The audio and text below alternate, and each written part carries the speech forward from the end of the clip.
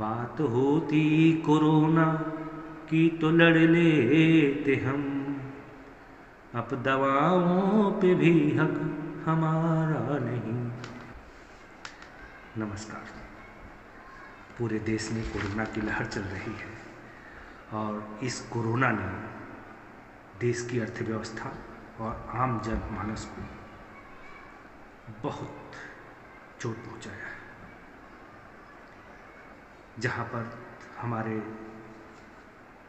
जनमानस अपने व्यापार करने में परेशान है, कमाई करने में, तो सरकार वही पैसा जुटाने में परेशान है और इसलिए चिंता होती है कि इससे बचा कैसा जाए, इस कोरोना से बचा कैसे जाए। इसके लिए कोरोना टेस्ट कराना बहुत ही अनिवार्य है। लेकिन जब कोरोना की जांच कराने जाते हैं तो उसमें कुछ चीज़ें निकल के आती हैं कि ये कोरोना टेस्ट पॉजिटिव और निगेटिव कैसे हो रहा है। तो इसके पहले मैं बता दूं कि जो हमारे यहाँ इसमें एक सीटी वैल्यू होती है, RT-PCR जो टेस्ट होता है, इसमें साइकिल थ्रेशोल्ड होता है। इसमें जो भी रिपोर्ट आती है तो पहले क्या होता था कि अगर ये वैल्यू 24 से कम होती थी तो पॉजिटिव माना जाता था। अभी सरकार ने इसे बढ़ाकर 35 कर दिया है कि 35 के नीचे जिसकी सीटी वैल्यू आती है वो पॉजिटिव माना जाएगा। लेकिन कुछ लोगों में भ्रांतियाँ हैं कि ये वैल्यू आती है तो इंटरेस्ट उनका होता है कि वैल्यू कितनी है। इसका मतलब कि वैल्यू जितनी नीचे होगी खतरा उतना ज़्यादा होगा, जबकि ये सत्य नहीं है। क्योंकि हमारे यहाँ जो जांच होती है ये क्वालिटेटिव होती है, जबकि अगर खतरे के पैमाने को भांपना है तो उसके लिए क्वांटिटेटिव जांच होनी चाहिए। तो इसमें एक स्तर होता है कि अगर 35 से नीचे है तो आपको पॉजिटिव और 35 से ऊपर है तो कोरोना निगेटिव हो जाएगा। लेकिन ये जो RT-PCR टेस्ट हो रहा है, यह इसकी सत्यता, मतलब इस RT-PCR की रिपोर्ट पर भी संदेह पैदा होता है। और संदेह पैदा क्यों न हो, क्योंकि जब कहीं भी सप्लाई एंड डिमांड का असर होता है, जब पूरे दिन में 10 लोग टेस्टिंग के लिए आते हैं तो पूरा टाइम लेके टेस्ट किया जाता है। लेकिन इसके लिए जो टेस्टिंग है अभी बहुत ज़्यादा भीड़ है, इसलिए ऐसी संभावना ज़्यादा बढ़ जाती है कि टेस्टिंग में सही सैंपल न लिए जा रहे हों, या स्टोव जिसमें सैंपल कलेक्ट किया जाता है वो पूरा सही से उतना टाइम दे करके नहीं लिया जा रहा हो। और कुछ लोगों को ऐसा लगता है कि नाक में चोट हो जाएगी, टेस्ट कराने नहीं जा रहे हैं। लेकिन चलो, जो टेस्ट कराने जा रहे हैं उनको इस रिपोर्ट पर कितना भरोसा करना चाहिए। जो RT-PCR के सैंपल कलेक्ट किए जा रहे हैं तो इसमें संदेह पैदा होता है कि क्या ये सही तरीके से कलेक्ट किया जा रहा है। अगर सही तरीके से कलेक्ट किया गया है तो क्या ट्रांसपोर्टेशन भी सही तरीके से हुआ, और ट्रांसपोर्टेशन सही तरीके से हुआ तो क्या वहाँ जांच भी सही तरीके से हुई थी। चलिए, सारा हो गया, कलेक्ट भी सही तरीके से हुआ, ट्रांसपोर्टेशन भी हुआ और जांच भी सही तरीके से हुई। लेकिन जो रिपोर्ट मुझे मिलती है, क्या वो रिपोर्ट मेरी ही मुझको मिली है?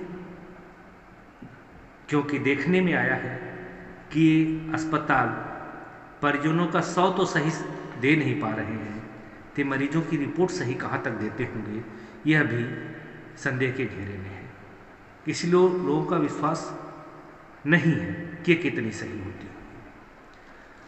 और जल्दबाजी में टेस्ट कितना करते होंगे, कितना टाइम लेते होंगे, हो सकता है पॉजिटिव निगेटिव ऐसे ही कर दिया जाता हो। क्यों कि भोपाल के हमीदिया अस्पताल से रेमडेसिविर की 863 डोज गायब हो गए। निश्चित रूप से गायब हुए हैं तो कहीं कालाबाजारी, क्योंकि सारे जो आ रही हैं ये जीवन रक्षक दवाएं वो अस्पतालों में आ रही हैं, लेकिन इसका इंतजाम कालाबाजारी करने के लिए अस्पताल खुद लगे हुए हैं। तो खुद मेडिकल एजेंसियां ही संदेह के घेरे में हैं इस कोरोना के लिए। कोरोना से बचने के लिए पूर्ण लॉकडाउन ही एकमात्र उपाय है। हालांकि अभी सरकारों और व्यापारी संगठनों में वार्तालाप चल रहा है कि लॉकडाउन करना अनिवार्य होगा, ज़बरदस्ती सरकार लॉकडाउन करा देगी तो व्यापारियों की कमर टूट जाएगी। इसलिए ऐसा किया जा रहा है कि जितने भी व्यापारी संगठन हैं वो सरकार से सलाह मशविरा कर रहे हैं कि दोपहर 12 से शाम 7 बजे तक दुकानें मतलब कुछ टाइम दुकानें खोली जाएं, जिससे उनका व्यापार भी चलता रहे और लॉकडाउन भी हो जाए, जो कोरोना न फैले।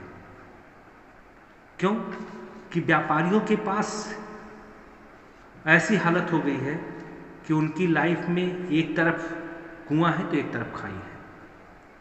अगर वो दुकान नहीं खोलते हैं, व्यापार नहीं करते हैं, तो उनको भूखे मरना है। अगर दुकानें नहीं खुलती हैं, व्यापार नहीं होता है, तो भूखों मर जाना है। और दुकान खोलते हैं तो कोरोना से मर जाना। तो दोनों हालात में उनको मरना ही है। इसलिए सोचते हैं कि कमा के अगर जिंदा रहे, तो उनका भी तर्क सही है कि होना चाहिए, मजबूर है। पिछली बार अभी लास्ट टाइम हुआ था तो उसमें व्यापारियों की कमर टूट गई थी। इसलिए सरकार और व्यापारी संगठन दोनों सावधानी से कोई रास्ता निकाले। हालांकि इलाज तो केवल संपूर्ण लॉकडाउन ही है इसका। अब आपसे एक निवेदन करूंगा। देखिए, अभी आप लोग जितने नेतागण कहते हैं सबका कहना मानते हैं।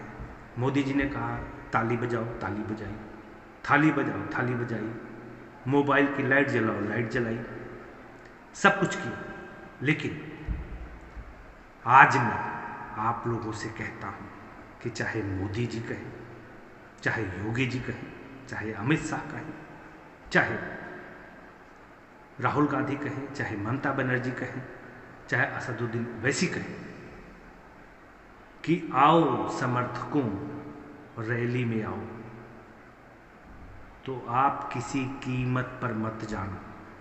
आप किसी कीमत पर मत जाना, क्योंकि कोई भी नेता आपको कोरोना होने के बाद, क्योंकि कोई भी नेता कोरोना होने के बाद आपके पास नहीं आएगा, आपको बेड नहीं दिला सकता, आपकी जान को नहीं बचा सकता। और ऐसे में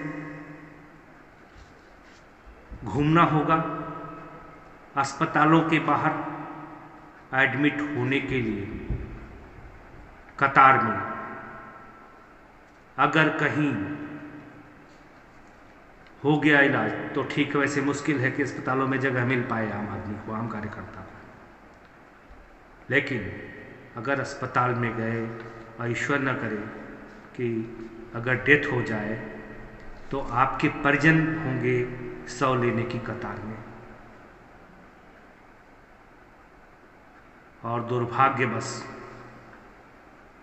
परिजनों को शव मिल भी गया तो उस शव को भी इंतजार करना पड़ेगा शमशान घाट पर अपने क्रियाक्रम यानी दफनाने और जलाने के इंतजार की कतार में। ये तमाम खबरें आप पढ़ रहे होंगे, सुन रहे होंगे, इसलिए आप सभी से हाथ जोड़ करके विनती है कि बाहर ना निकलें। कहीं बाहर से आते हैं तो नहाएं, अपने कपड़े पूरे धोएं, साबुन से बार बार हाथ साफ करें, कहीं भी अनावश्यक बाहर ना निकलें, मास्क पहने, स्टे सेफ एट होम। किसी एक गजल कही गई थी कि कहीं दर्द रहा होगा शायर का, उसमें 2 पंक्तियां जोड़ के मैं कहता हूँ। ऐ मेरे हम नसी चल कहीं और चल, ऐ मेरे हम नसी चल कहीं और चल, इस चमन में तो अपना गुजारा नहीं। बात होती कोरोना की तो लड़ लेते हम। बात होती कोरोना की तो लड़ लेते हम। अब दवाओं पे भी हक हमारा नहीं। है मेरे हम नशी चल कहीं और चल, इस चमन में अपना गुजारा नहीं। धन्यवाद, नमस्कार, जय हिंद।